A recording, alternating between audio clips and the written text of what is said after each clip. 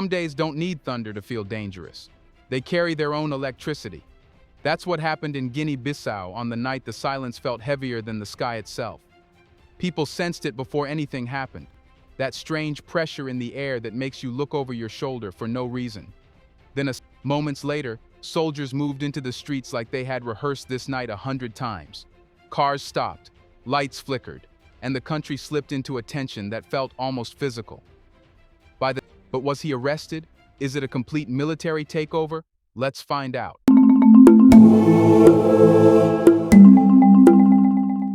When the gunshot finally cracked across the capital, the sound didn't echo. It landed. Direct, sharp, final. The kind of sound that tells you the night is no longer yours. For a moment, nobody knew whether to move or freeze. Some stopped mid-step. Others instinctively ducked, but slowly, cautiously, as if even their reactions were unsure. Motorcyclists pulled over without being told. Cars slowed down to a crawl. And in that sudden stillness, every ear strained for the next sound. Was it one shot? Was it the beginning of more? Was it a signal? Then the second burst came, louder and closer. And this time, there was no room for doubt. The city wasn't hearing random gunfire. It was hearing intention. It was hearing control being announced without words. And as strange as it sounds, the silence that followed the shots felt even scarier than the shots themselves.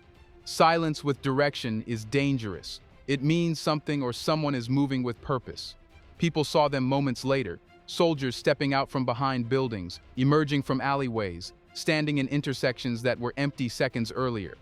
They walked with the kind of quiet confidence that doesn't come from panic or confusion. This wasn't a reaction. This was an execution.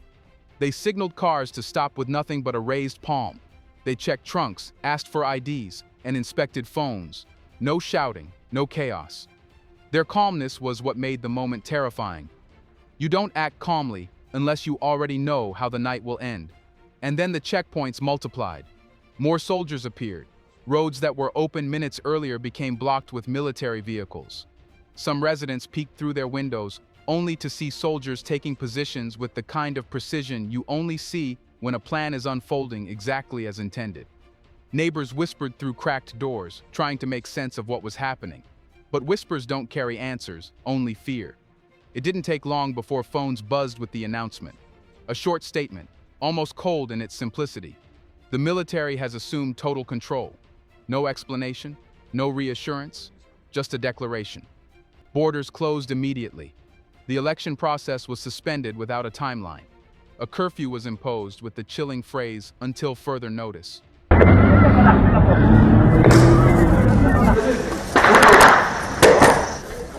Crowds of people were seen running from near the palace. Two candidates have claimed victory ahead of the release of results on Thursday. The city didn't need more details. It had already felt the shift. But behind all this, what triggered the soldiers to come out that night? What pushed Guinea-Bissau into a sudden military takeover wasn't just the gunfire.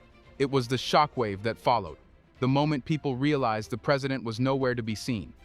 Because when a country is in crisis, the one voice everyone expects to hear first is the president's. But that night, there was no speech, no emergency address, no appearance behind bulletproof glass. Nothing. Just a growing silence that stretched wider with every passing minute. And that silence started to feel heavier than the gunshots themselves. It was a journalist from Senegal, Nicholas Hack, who finally put words to the uncertainty. His report cut through the confusion like cold water. The president's whereabouts are not immediately clear. The line sounded almost casual at first, the way news reporters sometimes speak to avoid creating panic. But the meaning was explosive. A president doesn't just go missing during a night of coordinated military deployment. Not in West Africa. Not in Guinea-Bissau. Not after an election where both leading candidates had already declared themselves winners. Inside Bissau, people were glued to phones, waiting for the usual emergency broadcast tone, waiting for Embalo to say something, anything. But the screen stayed empty. Meanwhile, the presidential palace had become its own symbol. It was supposed to be the safest place in the country, the most guarded building, the home of the commander-in-chief. Instead, that night, it became evidence. Evidence that something deeper was happening. The palace was surrounded, heavily guarded, yes, but guarded by units whose loyalty wasn't clear. Soldiers weren't standing there to protect a president. They were standing there to protect a position of power. As more reports poured in, one thing became obvious. The military wasn't panicking. They weren't acting like a force trying to restore order. They were acting like a force that had already taken control and was simply maintaining it. And that's what unsettled people. A chaotic takeover you can understand. A violent struggle you can interpret. But a silent, orderly, confident takeover? That's the kind that hints at planning.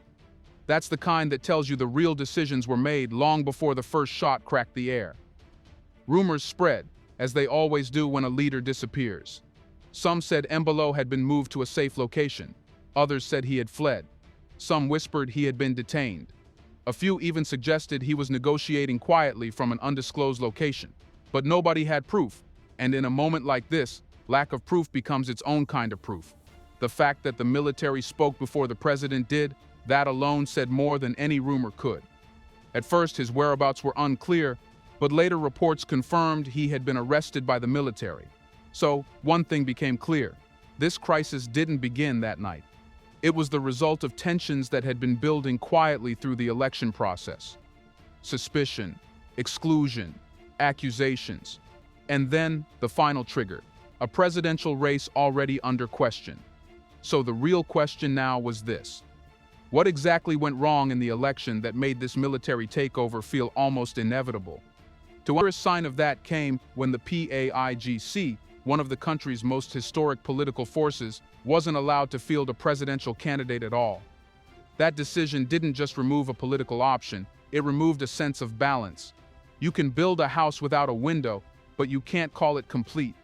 That's how this election felt. Technically there, but missing an essential part.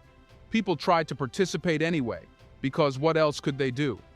But the energy wasn't excitement. It was a resignation, a sense that they were going through motions that no longer felt meaningful. Then came the moment that pushed everything over the edge. Before the Election Commission could announce a single official number, both leading candidates, incumbent President Umaro Sissoco Embalo and challenger Fernando Diaz, publicly declared victory, not cautiously, not with preliminary indications. They declared it outright.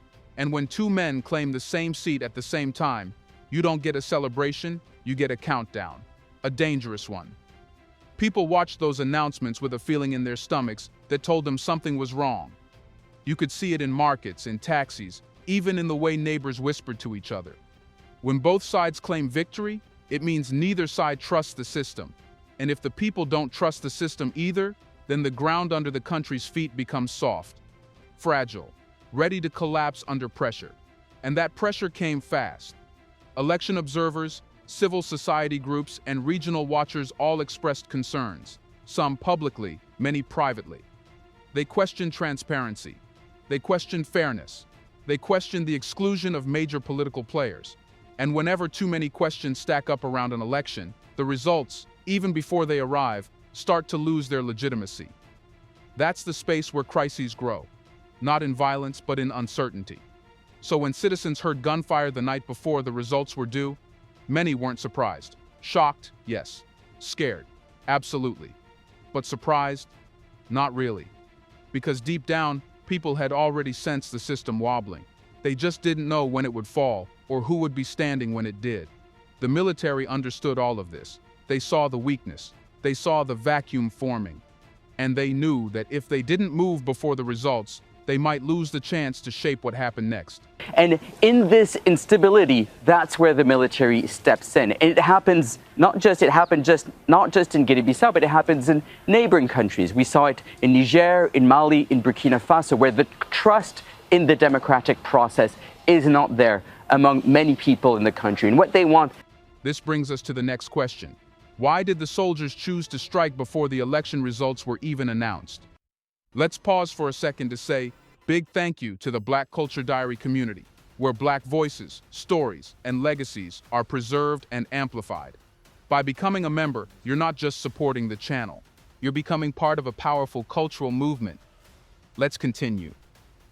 The soldiers didn't wait for the results because they knew that results create something very inconvenient for anyone trying to seize control: legitimacy. Once the numbers come out, someone becomes the rightful winner. Someone gains a mandate. Someone earns the moral upper hand. And in moments of political tension, legitimacy is more powerful than bullets. It shapes international reactions. It gives citizens something to rally behind. It forces the military to either respect the winner or openly challenge them. And challenging a declared winner is much harder than stepping in before one exists at all. By striking the night before the results, the military froze the story mid-sentence. They didn't just interrupt the process, they prevented the process from having meaning. No winner meant no pressure, no transition, no obligation. They placed the country in a blank space, a moment where anything could be done because nothing had been decided yet. And in that blank space, the military's voice became the only voice that mattered. Closing the borders was the next calculated step. People often think border closures are about traffic or preventing escape, but in a political crisis, borders aren't just physical, they're informational. A closed border keeps diplomats out, journalists uncertain, and foreign governments hesitant. It reduces external influence at the exact moment a takeover needs breathing room. A country behind sealed borders is a country where the narrative is controlled internally, not shaped by outside pressure. Then came the curfew. Again, this wasn't about keeping citizens safe, it was about keeping them still. A moving population can protest, organize, form crowds, and send signals of resistance. A population locked indoors becomes quieter, more isolated, more uncertain. Curfew is silence disguised as security, and silence is exactly what the military needed to finish their work. Even the way soldiers appeared in the streets showed intention. They weren't aggressive, they weren't chaotic. They didn't fire wildly or shout orders. They walked calmly, with the rehearsed posture of men who had been briefed long before the first gunshot. Their confidence sent a message. We're not reacting to chaos, we're controlling it. For ordinary people watching from windows or behind half-open doors, that calmness was unsettling. It made everything feel predetermined, as if the night's events were not a response to instability, but the conclusion of a plan long in motion. The military had learned from the country's past. Guinea-Bissau has seen coups fall apart because they came too late or tried to overthrow someone who already held a verified mandate. So this time the officers moved early, stepping into the gap between uncertainty and decision. They walked into the vacuum and filled it before anyone else could. But while the military controlled the night, the real test would come in the morning, when ordinary people opened their eyes to a country suddenly changed, suddenly quiet, suddenly under someone else's grip. Which brings us to the next question. What did Guinea-Bissau wake up to the next morning after the soldiers took control? Here's a reminder to please like and share the video and subscribe to our channel to watch more videos on Black culture, history, civilization, and identity. Let's continue now. Morning came, but it didn't arrive with the usual sounds. There was no rush of motorbikes, no vendors calling out prices, no children shouting on their way to school. Instead, Bissau woke up like someone slowly opening their eyes after a bad dream, unsure whether the danger was over or just beginning. You could feel that the city was awake, yes, but not alive. Everything moved more slowly, as if the whole country was trying not to disturb whatever had taken hold of the night before. Shops opened late, and even then, owners stood at their doors like they were waiting for permission to step outside. People walked differently, more carefully, more aware of their surroundings, glancing at intersections before crossing them. And everywhere you looked, soldiers were there. Not loud, not threatening, just present. Their presence filled the silence. Their calmness made the air feel heavier. When the military controls the streets never feel like they belong to civilians anymore. Parents kept children indoors. Schools remained shut without any formal announcement. The buses were half empty. Even the markets, usually bursting with sound, were quieter. Conversations dropped to whispers. People didn't speak freely, not because anyone had threatened them, but because fear works faster than orders. Fear fills gaps before laws do, and the uncertainty surrounding the president's disappearance only amplified that fear. If the leader of the nation couldn't be found, what chance did ordinary people have of understanding what was coming next? The borders were still sealed. No planes, no crossings, no movement in or out. The curfew had not been lifted. And with each hour of silence from the government, The military's grip felt less like an emergency measure and more like a new reality quietly settling in. For many, the question wasn't whether this was a coup, it was whether it mattered what you called it. When soldiers are at every checkpoint and every official building is under their control, labels become a luxury. But as the morning stretched into afternoon, one thing became clear. The military was in no rush to clarify its plans. There were no speeches, no deadlines, no promises, just a steady, controlled presence that made people feel like the future had been paused. And in that pause, a new fear began to form. Not the fear of violence, but the fear of permanence.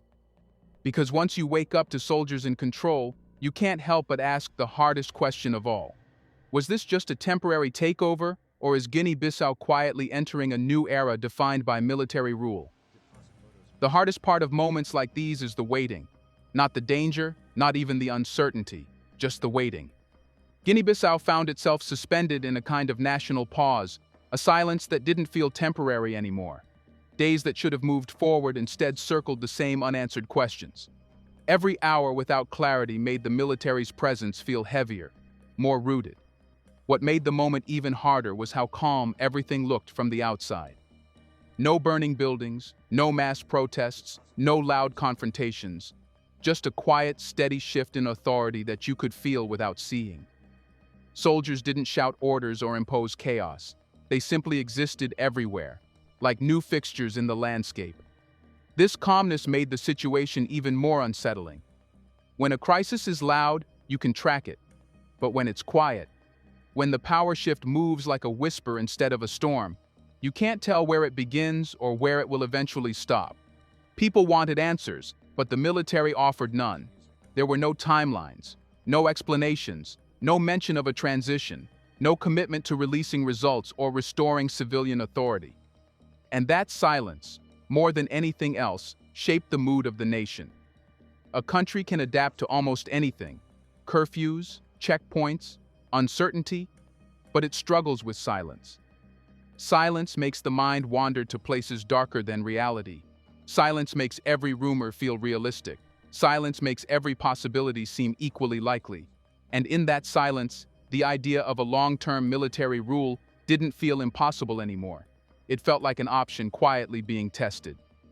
International observers began asking questions. Neighboring countries issued statements of concern. But from inside Guinea-Bissau, those voices felt distant.